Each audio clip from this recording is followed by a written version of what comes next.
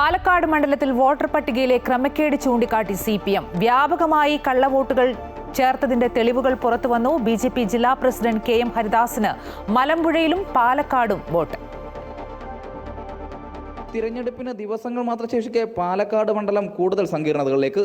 മണ്ഡലത്തിൽ വ്യാപകമായി കള്ളവോട്ടുകൾ ചേർത്തതിന് തെളിവുമായി CPM രംഗത്തെത്തിയതോടെയാണ് തെരഞ്ഞെടുപ്പിന്റെ വിശ്വാസ്യതയ്ക്ക് കൂടി കളങ്കമേൽക്കുന്നത്.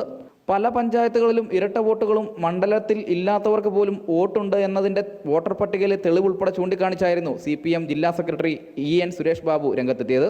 വ്യാപകമായ വ്യാജ വോട്ടർമാർ,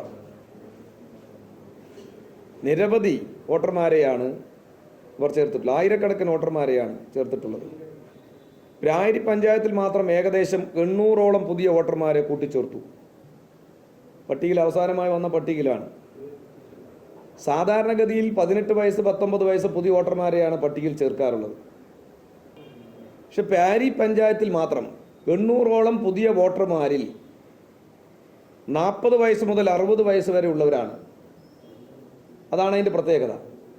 ഇപ്പോൾ ബൂത്ത് നമ്പർ 73, ക്രമ നമ്പർ 431, KM ഹരിദാസ്.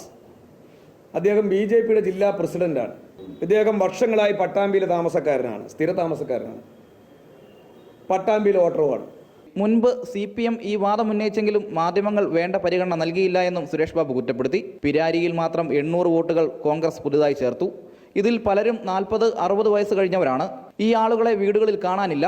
BJP ജില്ലാ പ്രസിഡന്റ് KM ഹരിദാസിന് പട്ടാമ്പിയിലും പാലക്കാടും വോട്ടുണ്ട്. മണ്ഡലത്തിൽ കോൺഗ്രസും BJPയും വ്യാപകമായി കള്ളവോട്ടുകൾ ചേർത്തിട്ടുണ്ട്.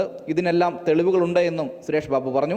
അതേസമയം പാലക്കാടുകാരനല്ലാത്ത LDF സ്ഥാനാർത്ഥി വോട്ട് ചേർത്തത് വ്യാജമായാണെന്ന ആരോപണവുമായി പ്രതിപക്ഷ നേതാവ് VD സതീശനും രംഗത്തെത്തി. ആരോപണ പ്രത്യാരോപണങ്ങളും രാഷ്ട്രീയ പോരും കൂടുതൽ ശക്തമായതോടെ പാലക്കാട്ടെ തെരഞ്ഞെടുപ്പ് വരും ദിനങ്ങളിൽ കൂടുതൽ കലുഷിതമാകുമെന്ന് ഉറപ്പ്. ക്യാമറമാൻ A അനുരാഗിനൊപ്പം അജയ്നാഥ്, അമൃത ന്യൂസ്, പാലക്കാട്.